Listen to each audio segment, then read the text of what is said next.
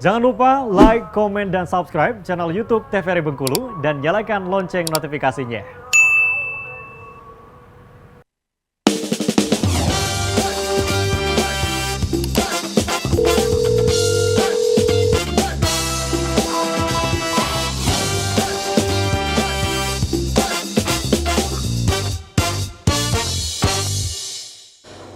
Baik, selamat pagi pemirsa, apa kabar Anda? Senang sekali jumpa kembali bersama saya Karo Fahmi. Kali ini di Dokter Ketua TVRI Bengkulu bersama Ketua Sehat. Dan hari ini kita akan membahas satu tema mengenai preeklamsia pada kehamilan. Dan di studio TVRI Bengkulu telah hadir untuk dua narasumber kita. Yang pertama ada Dokter Elsa. Selamat sore lagi. Selamat pagi, Dok. Pagi. Sebenarnya ada Dokter Sela juga. Selamat pagi, Dokter. Pagi. Sehat semuanya ya? Alhamdulillah. Lagi nggak preeklamsia kan? Enggak ya? Enggak ya? Oke, baiklah. Kalau kita langsung yuk kita dengerin dulu penjelasan apa itu preeklamsia pada kehamilan. Siapa dulu nih, Dokter Elsa atau Dokter Sela? Dokter Sela. Baik, silakan. Oke. Izin ya. Oke, kita mulai slide dulu ya. Iya. Oke. Judulnya hari ini adalah preeklamsia. Kenapa di sini gambarnya ibu hamil? Karena ini terjadinya pada ibu hamil. Ada diagnosis itu hanya pada ibu hamil. Oke, kita mulai. Yuk, slide. Nah, ini ya. Sebenarnya apa itu preeklamsia? Preeklamsia itu sebenarnya adalah darah tinggi yang terjadi di usia kehamilan lebih dari 20 minggu. Gitu.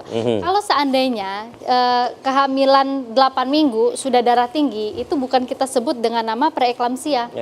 Nah, itu memang udah hipertensi kronik dari sejak sebelum kehamilan. Jadi definisinya dulu, preeklamsia itu terjadi pada minggu ke-20 kehamilan. Tandanya dengan apa? Yang pertama adalah hipertensi. Nah, hipertensi itu adalah tekanan darah tinggi. Tekanan darah tinggi itu yang pastinya tekanan sistoliknya, yang atasnya itu di atas 130. Kemudian yang diastoliknya itu biasanya 90 ke atas, itu sudah kita golongkan darah tinggi pada kehamilan. Kemudian ada satu lagi namanya proteinuria. Protein ada di urin ceritanya. Harusnya protein itu tidak muncul di urin. Nah, tapi dalam keadaan ini akan ada protein di urin. Nah, itulah ciri-ciri dari preeklamsia. Yang pastinya orang hamil, kemudian darah tinggi, di usia kehamilan dapatnya itu lebih dari 20 minggu. Oke ya, sepakat. Oke, lanjut. Iya. Nah, apa sih penyebabnya? Gitu kan? Apa sih kok bisa kayak gitu? Jadi penyakit ini sebenarnya sampai saat ini belum diketahui dengan pasti. Yang pastinya di sini ya, di sini ada gambar ceritanya. Nah, di gambar ini adalah ada gambar normal dan ada gambar preeklamsia. Kalau misalnya kita analogikan normalnya, itu pada saat plasenta nempel di rahim, nah itu perlengketannya itu tuh nggak pas. Jadi aliran masuk darah ke rahim dari plasenta itu dia nggak baik. Sehingga butuh aliran yang lebih kencang untuk mendorong supaya aliran darahnya nyampe ke rahim untuk janin. Nah itu sebenarnya adalah reaksi tubuh.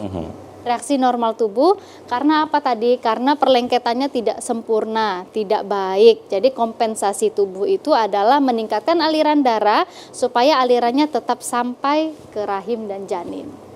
Nah, makanya tapi sampai saat ini belum diketahui, tapi secara patofisiologi ya lebih kurang seperti itu. Yang pertama adanya kelainan aliran darah menuju rahim, itu yang kita jelaskan tadi ya. Kemudian kerusakan pembuluh darah, kemudian masalah dengan sistem ketahanan tubuh, dan diet atau konsumsi makanan yang salah. Sebenarnya untuk yang bawah ini, yaitu setiap siapa saja yang mengkonsumsi garam berlebih, pastinya akan mengalami darah tinggi. Yang pastinya kalau saya, teori yang pertama inilah yang paling kita sering gunakan, seperti itu. Kemudian nah, ini dia. Jadi hipertensi pada kehamilan. Ini tadi saya bilang kalau kurang dari 20 minggu dia nggak kita katakan preeklamsi. apa kita sebut dengan pertama adalah hipertensi kronik. Kronik itu artinya sudah lama. Jadi sebelum dia hamil pun dia memang punya riwayat darah tinggi. Sampai hamil masih aja darah tingginya. Jadi kita sebut dengan hipertensi kronik, yaitu tekanan darah 140/90 sebelum kehamilan atau terdiagnosis sebelum usia kehamilan 20 minggu. Karena gini, biasanya ibu-ibu kan jarang nih. Kan ibu-ibu usia produktif itu biasanya 35 ke bawah atau masih hamil juga 40 tahun ke bawah. Itu kan jarang yang namanya cek kesehatan berkala, cek tensi itu jarang. Nah, pada saat hamil kan sering ditensi.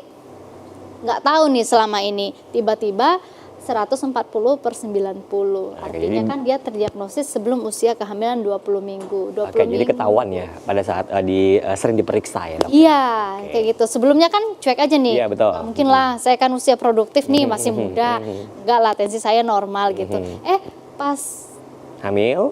hamil 3 bulan, cek. Hamil 3 bulan cek. 140/90, kok tinggi? Oke, Bu, kita cek lagi ya, sebentar lagi ya. Kita cek 15 menit lagi, masih tinggi. belum percaya nih. Oke, Bu, tolong kunjungan selanjutnya Ibu datang lagi Iya. ya. Kita cek sekali lagi, tapi kalau sekali lagi betul, berarti selama ini memang Ibu darah tinggi tapi tidak menyadari. Betul, oke. Oke, kemudian tapi ini ya tidak disertai dengan proteinuria gitu. Kemudian hipertensi pertama kali terdiagnosis setelah 20 minggu tapi menetap sampai usia 12 minggu setelah melahirkan. Ya. Oke. Kemudian tidak disertai proteinuria. Artinya pas dicek kencingnya itu nggak ketemu proteinnya. Protein urinnya nggak ketemu. Oke. Kemudian nah, kalau sedangkan preeklamsi yaitu hipertensi setelah 20 minggu yang pastinya didapatkan setelah hamil. Tekanan darahnya 140/90 untuk pertama kalinya dalam kehamilan. Oke. Dan tanpa proteinuria. Kemudian tekanan darah kembali normal kurang dari 12 minggu setelah melahirkan, kayak gitu. Itu masih hipertensi gestasional, artinya belum masuk ke preeklamsi. Karena tadi definisi kita ada proteinurianya. Kalau nggak ada protein di urin, kita masih kategorikan dia hipertensi selama kehamilan atau bahasanya hipertensi gestasional. Oke. Nah, dan dia menghilang setelah 12 minggu, berarti 3 bulan setelah melahirkan tensinya turun lagi. Jadi itu berarti termasuk hal yang wajar? Hal yang wajar itu, Oke. maksudnya masih masuk hipertensi tapi nggak masuk ke kategori preeklamsi tadi. Oke, kayak gitu. Jadi artinya kan tidak ada was-was kita ya, kalau udah balik lagi normal, nggak ngikut. Betul. Karena biasanya yang kita takutkan itu hamil darah tinggi, kemudian setelah melahirkan ngikut darah tingginya. Sampai saya punya pasien karena dia nggak berobat rutin, akhirnya gagal ginjal. Aduh, itu yang ditakutkan ya? Itu yang kita takutkan, kayak gitu. Nah, kemudian itu tadi ada namanya preeklamsi. Oke. Preeklamsi apa sih? Tekanan darahnya lebih dari 140/90 setelah kehamilan 20 minggu dengan protein di urin. Kalau protein urinnya nggak ada, negatif, tapi disertai dengan adanya salah satu gangguan organ berikut ini, itu masih kita kategorikan preeklamsi. Preeklamsi ya. Tapi kalau hanya darah tinggi saja, termasuk Itu tadi preeklamsi ya? hipertensi gestasional. Oh, gestasional, oke. Gestasional. Artinya ini menunjukkan derajat keparahannya, gitu. Nah, kalau misalnya tensi tinggi, protein nggak ada, kita harus lanjutkan pemeriksaan berikutnya. Apa saja pemeriksaannya? Yang pertama ada trombosit. Nah, trombositnya kita harus cek kurang dari 100.000, trombositopenia satu aja ciri di atas ini itu udah tergolong. Kemudian ada gangguan ginjal, kita cek juga kreatininnya. Kreatinin normal itu adalah 0,6 sampai 1,2 mg per desiliter. Tapi kalau di sini kreatinin 1,1 mg per desiliter saja sudah kita kategorikan preeklamsi.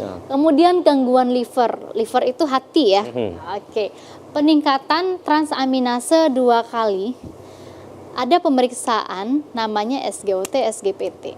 Nah, kalau SGPT-nya meningkat 2 kali itu sudah kita kategorikan ini. Atau ada nyeri epigastrik.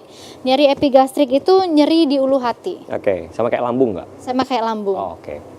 Jadi jangan sepele kalau misalnya ibu hamil menyebutkan, dok ulu hati saya nyeri, atau dok perut kanan saya nyeri. Nah, karena di sini disebutkan kalau nggak nyeri epigastrik, regio kanan atas. Jadi di bawah tulang rusuk ada nyeri juga.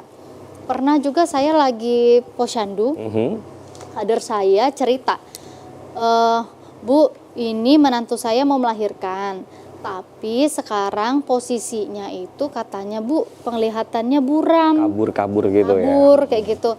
Terus Bu, mual sakit ulu hatinya. Waduh, saya bilang, kemarin cek tensi enggak waktu hamil? Cek berapa? 160/90. Ibu cepat ke rumah menantunya, bawa menantunya ke rumah sakit, jangan sampai orang ini kejang. Betul. Karena itu tanda-tanda menuju kejang. Biasanya Iya. kayak gitu.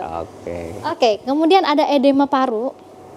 Ya, kemudian ada gangguan neurologi. Edema paru itu artinya paru-parunya itu penuh ya dengan cairan biasanya kayak gitu. Kemudian gangguan neurologis seperti stroke, tapi jarang ya. Yang paling sering itu adalah nyeri kepala. Nyeri kepala dan gangguan visus atau gangguan penglihatan. Iya. Itu. Kemudian ada gangguan janin, oligohydramnion. Apa ya. itu? Itu cairan ketubannya yang sedikit. Oh gitu. Kayak gitu. Nah, cairan ketubannya sedikit. Itu pada saat taunya pas kapan? Pada saat kita USG. USG. USG. Kemudian fetal growth restriction. Apa itu? Itu adalah pertumbuhan janin yang terhambat. Oh, oke.